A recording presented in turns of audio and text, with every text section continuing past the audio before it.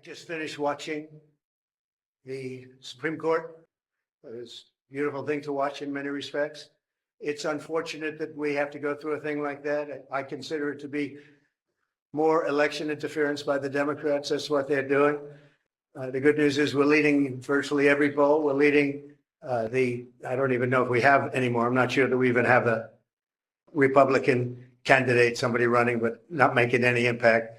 So as you know, we won Iowa, we won New Hampshire in records, and each one a record. We think we're going to do very well. I'm heading out right now to Nevada for the caucus and the caucuses, and I think we're going to do very well there. All polls indicate we're in the 90s, maybe more than the 90s. We certainly did well in a primary that didn't matter. They voted very nicely, and we have tremendous support from the people of our country. They hate what's happening at the border. They hate what's happening just generally. We're not a respected country anymore. We're laughed at all over the world. They're laughing at us. And they hate what's happening. They hate seeing it. They love our country. They want it to come back. And we're going to do that. If you think about it, had the results of the election been different, I'll be nice, you wouldn't have the Ukrainian situation with Russia. You would not have had an attack on Israel, which was so horrible. You would not have had inflation. You wouldn't have China talking about Taiwan. You wouldn't have any of the problems that we have today. And you certainly had a broke, you have a very rich Iran. Iran was broke when I left. They had no money to give to Hamas. They had no money to give to Hezbollah. And now they have 200 billion. Plus, as you probably know, people don't like to admit it, they certainly control Iraq. And Iraq has another 300 billion. So you have a very rich group of countries. And as you know, Iraq should have never happened. That was a balance against Iran. And we blew out the balance. And now Iran has essentially Iraq. And Iraq doesn't like saying that, but that's the way it is. And it's a shame. The world is in tremendous danger. We're in danger of possibly a World War III.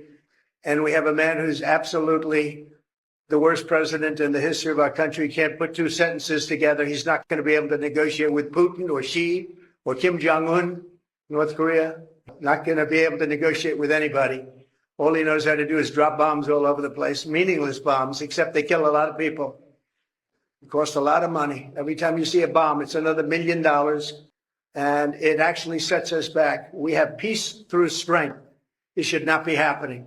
The Middle East is blowing up. It's blowing up. And a lot of people are being killed, and it's so unnecessary. So I just say that in watching the Supreme Court today, I thought it's a very beautiful process. I hope that democracy in this country will continue. Because right now we have a very, very tough situation with all of the radical left ideas, with the weaponization of politics. They weaponize it like it's never been weaponized before. It's totally illegal, but they do it anyway. And it has to stop. Every one of the court cases that I'm involved, every single one, civil, whether it's the attorney generals or the district attorneys. You look at Fani in Georgia. They had many meetings with the White House and with the DOJ. They went there, 8-hour meetings. That was all staged. That was a phony hoax. And now you look at it and it is a phony hoax. And hopefully that case will be dismissed in short order. It's a disgrace to this country. But they work together with the Justice Department and the White House. And I'm not supposed to do that. Every one of these cases you see comes out of the White House. It comes out of Biden. It's election interference. And it's really very sad. I thought the presentation today was a very good one. I think it was well received. I hope it was well received. You have millions of people that are out there wanting to vote, and they happen to want to vote for me or the Republican Party, or however you want to phrase it. But I'm the one running, and we are leading in every poll. We're leading in the local polls, in the state polls, and we're leading in the swing state polls. And we're leading very big in the national polls. So it's been a very great honor. We love the country.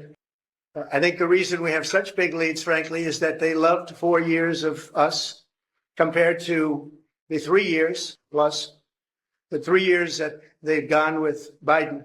where you have open borders, you have crime. Nobody's ever seen crime like this, what's happening.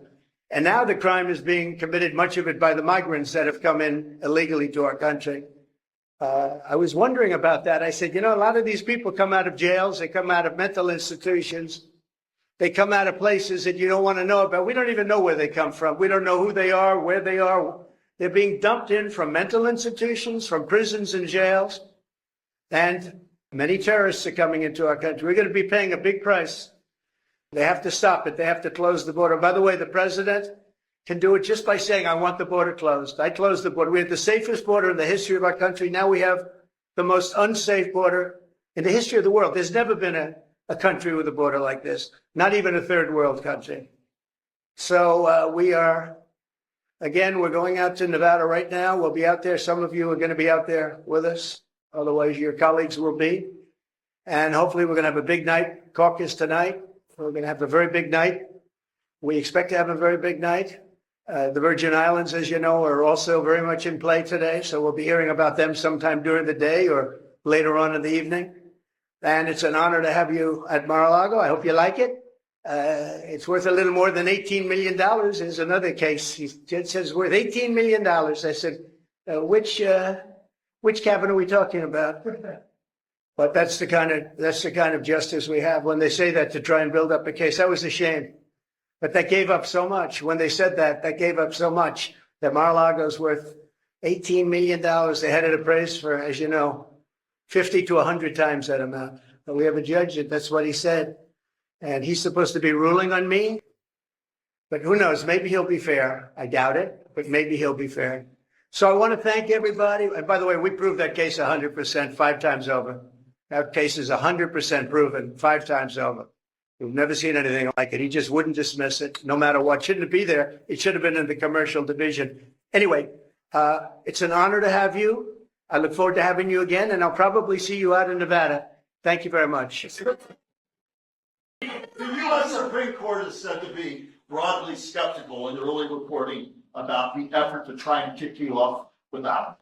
Having said that, Bill, speak to the argument, legal and otherwise, that your detractors have made leading up to today. And it's an argument that was given voice by Mitch McConnell, the Senate Republican leader. All right, I got it. I got the gist. No question. Yeah, I got the gist. Yes. And morally responsible for both the events of the day. He doesn't say that anymore. So let me just tell you that I heard and I watched. And the one thing I'll say is they kept saying about what I said right after the insurrection. Because I think it was an insurrection caused by Nancy Pelosi. This was an insurrection, if it was an insurrection, which there were no guns, there were no anything except for the fact that they shot Ashley Babbitt. Somebody from police force shot Ashley Babbitt. So unnecessary, so sad, so horrible. But there were no guns, there were no anything. But if you take a look at my words, right after, you take a look at my speech from the Rose Garden, which was very shortly after, or you take a look at I'm only on Truth now, but at that time, we were tweeting and I was on Twitter. If you take a look at those 5 or 6 tweets, you will see very beautiful, very heartwarming statements. Go home, the police are doing their job, et cetera, et cetera. Beautiful statements. If you see my statement made in the Rose Garden, I think you have to watch that. Because today they said the words of Trump. Now, if you take a look at the words of Democrats over the last period of time, look at Schumer's statement about the Supreme Court on the steps of the Supreme Court. He sounded like a mob boss. Take a look at any of them. Take a look at any. We put together a tape of vicious, violent statements made by Democrats. Nobody brings that up. Take a look at Maxine Waters and the vicious statements that she made. I didn't do that. I said peacefully and patriotically. The speech was called Peacefully and Patriotically. It's peacefully and patriotically. He said I said bad statement. It was the exact opposite. So I think you should take a look at the statements that I made before and after, and you'll see a whole different dialogue. Mr. President, you just mentioned Chinese President Xi. You said that you were going to impose 60% tariffs to get back in office. Can you explain your rationale? We want to bring business back to the U.S. They're stealing our business. They're taking our business at levels that nobody's ever seen before. By doing that, we bring business back, manufacturing back to the United States, which I was doing. I took in hundreds of billions of dollars from China. No president had ever taken in 10 cents, not 10 cents. I took in hundreds of billions of dollars, and jobs were coming back. I was saving steel companies. Now they're blowing it. When I see U.S. Steel being bought by Japan, what a sad thing that is to me. What a sad thing that is. So we want to bring jobs back. Very simple. Thank you.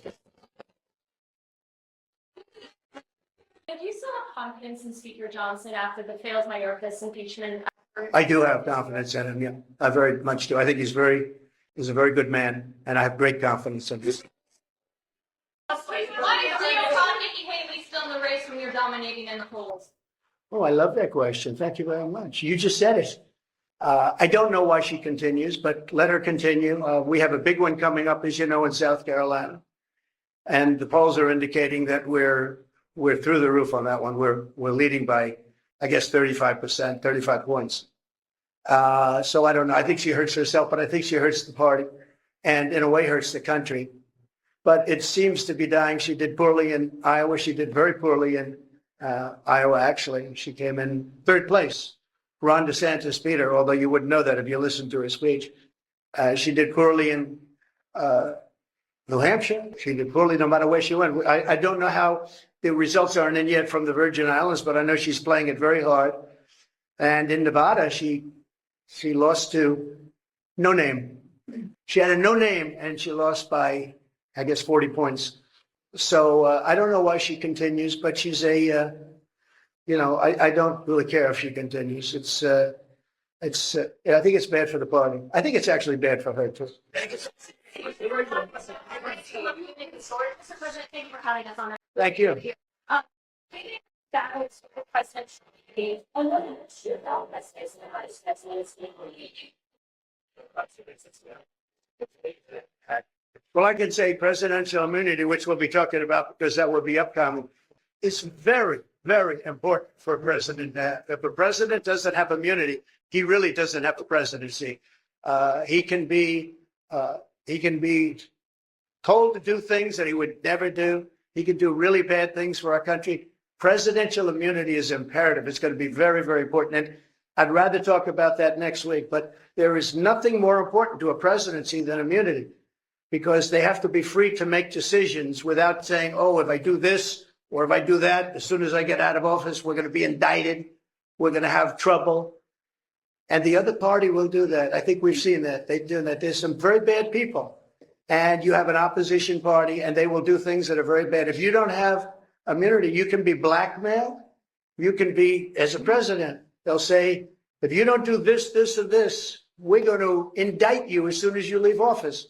You cannot allow a president to be out there without immunity. They don't have immunity. You don't have a presidency. You lose all form of free thought and good thought.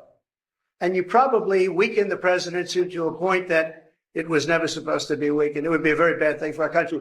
We'll be talking about immunity in the coming weeks. How confident are you that you be treated fairly by the Supreme Court justices? And what's the time frame to make a decision in order for it not to be relevant? Well, I'm a believer in our country, and I'm a believer in the Supreme Court. I listened today, and I thought our arguments were very, very strong. An argument that is very important is the fact that you're leading in every race, you're leading in every state, you're leading in the country against both Republican and Democrat and Biden. You're leading in the country by a lot. And can you take the person that's leading everywhere and say, hey, we're not going to let you run? You know, I think that's pretty tough to do, but I'm leaving it up to the Supreme Court. Thank you all very much. Enjoy it. Thank you.